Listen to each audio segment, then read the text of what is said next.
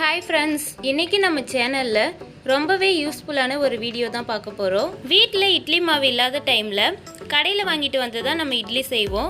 அப்படி நம்ம கடையில் வாங்கிட்டு வர மாவில் இட்லி செய்யும்போது இட்லி நம்மளுக்கு வீட்டில் செய்கிற மாதிரி சாஃப்டாக வரவே வராது. அதே சமயம் நம்ம வீட்லேயே மாவு அரைக்கும் போது கூட அரிசி உளுந்து கரெக்டான மெஷர்மெண்ட்டில் போடலன்னா நம்மளுக்கு இட்லி ரொம்பவே ஹார்டாக வரும். வீட்டில் அரைச்ச மாவாக இருந்தாலும் கடையில் வாங்கின மாவாக இருந்தாலும் இட்லி ரொம்பவே பூ மாதிரி சாஃப்டாக வரதுக்கு ஒரு சின்ன சின்ன டிப்ஸ் எல்லாம் இருக்குது. அந்த டிப்ஸ் எல்லாம் நீங்கள் ஃபாலோ பண்ணி செய்யும்போது எந்த மாவாக இருந்தாலும் நம்மளுக்கு இட்லி ரொம்பவே சாஃப்டாக கிடைக்கும். அந்த டிப்ஸ் எல்லாம் தெரிஞ்சுக்கணுன்னா இந்த வீடியோவை ஸ்கிப் பண்ணாமல் கடைசி வரைக்கும் பாருங்கள். வாங்க வீடியோக்குள்ளே போகலாம்.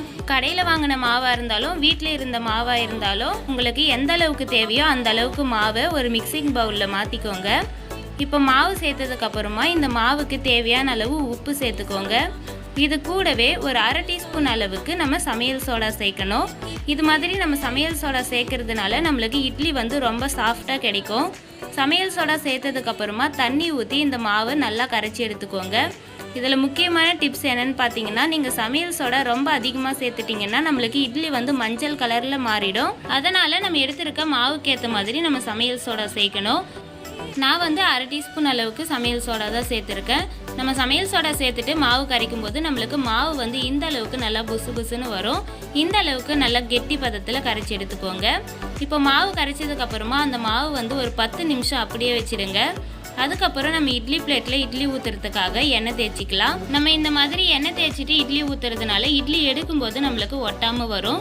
இப்போ இட்லி பாத்திரத்தில் தேவையான அளவு தண்ணி ஊற்றிக்கோங்க. இந்த தண்ணி நல்லா காயட்டும். இப்போ பாருங்கள், தண்ணி நல்லா கொதிச்சு வந்திருக்கு. இப்போ தான் நம்ம இட்லி ஊற்றணும். தண்ணி கொதிக்கிறதுக்கு முன்னாடியே நம்ம இட்லி ஊற்றக்கூடாது. அது மாதிரி ஊற்றுனீங்கன்னா இட்லி சரியாக வராது. தண்ணி நல்லா கொதிச்சதுக்கு அப்புறமா நம்ம இட்லி ஊற்றினா தான் இட்லி நம்மளுக்கு ரொம்ப சாஃப்டாக கிடைக்கும். இப்போ தண்ணி நல்லா கொதிச்சதுக்கப்புறம் நம்ம எப்பவும் போல் இட்லி ஊற்றிக்கலாம். மாவு கரைச்சிட்டு ஒரு 10-15 நிமிஷம் அப்படியே வச்சுட்டு அதுக்கப்புறமா இட்லி ஊற்றிக்கோங்க. அது மாதிரி நம்ம இட்லி ஊற்றும் போது நம்மளுக்கு இட்லி ரொம்ப சாஃப்டாக கிடைக்கும். இப்போ எப்பவும் போல் இட்லி ஊற்றுனதுக்கப்புறமா மூடி போட்டுட்டு ஒரு 10-15 நிமிஷம் வேக வச்சு எடுத்துக்கோங்க. வேக வச்சதுக்கப்புறமா இப்போ கையில் லைட்டாக தண்ணி தொட்டுட்டு இந்த இட்லி மேலே அழுத்தி பார்க்கலாம். இட்லி நம்மளுக்கு கையில் ஒட்டாமல் வந்தால் நல்லா வெந்திருக்குன்னு அர்த்தம். அதே சமயம் ஒரு விரல் வச்சு இது மாதிரி குத்தி பாருங்க. ஒட்டாமல் வந்ததுன்னா நம்மளுக்கு வெந்திருக்குன்னு அர்த்தம். இட்லி தட்டு வெளியில் எடுத்ததுக்கு அப்புறமா நம்ம உடனே இட்லி எடுத்துடக்கூடாது. ஒரு 2 நிமிஷம் கொஞ்சம் ஆற விட்டுட்டு அதுக்கப்புறமா ஒரு ஸ்பூன் வச்சுட்டு நம்ம இட்லி எடுக்கணும்.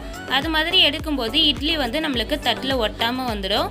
பாருங்க எந்த அளவுக்கு நல்லா சாஃப்டா இருக்குன்னு. நம்ம ஆல்ரெடி இட்லி பிளேட்ல எண்ணெய் தேய்ச்சிருக்கிறதுனால நம்மளுக்கு பிளேட்ல ஒட்டவே இல்லை. நீங்க இட்லி துணி யூஸ் பண்றவங்களா இருந்தா நீங்க எண்ணெய் தேய்க்கணும்னு அவசியம் கிடையாது. இப்போ பாருங்க இட்லி எவ்வளோ பஞ்சு மாதிரி நல்லா சாஃப்டா இருக்குன்னு. இந்த டிப்ஸ் எல்லாம் ஃபாலோ பண்ணி கண்டிப்பாக இட்லி செஞ்சு பாருங்க. ரொம்பவே சாஃப்டாக இருக்கும் இட்லி. பாருங்க, உங்களுக்கு பிரித்து காட்டுறேன் எவ்வளோ சாஃப்டாக இருக்குது பாருங்க. அப்படியே பூ மாதிரி நல்லா பஞ்சு மாதிரி இருக்குது. நீங்கள் கடையில் வாங்கின மாவாக இருந்தாலும் கண்டிப்பாக இந்த டிப்ஸ் எல்லாம் ட்ரை பண்ணி பாருங்கள். கண்டிப்பாக நல்ல ரிசல்ட் கிடைக்கும். ஏன்னா இட்லினாலே எல்லாருமே நல்லா சாஃப்டாக பஞ்சு மாதிரி இருக்கணும்னு தான் ஆசைப்படுவாங்க. ஹார்டாக இருந்தால் யாருமே சாப்பிட மாட்டாங்க. ஆனால் அந்த பஞ்சு மாதிரி இட்லி நம்ம கடையில் வாங்குற மாவில் கிடைக்காது. ஆனால் கடையில் வாங்குற மாவில் கூட இந்த சின்ன சின்ன டிப்ஸ் எல்லாம் நம்ம யூஸ் பண்ணி நம்ம இட்லி செய்யும்போது நம்மளுக்கு பூ மாதிரி இட்லி கிடைக்கும்.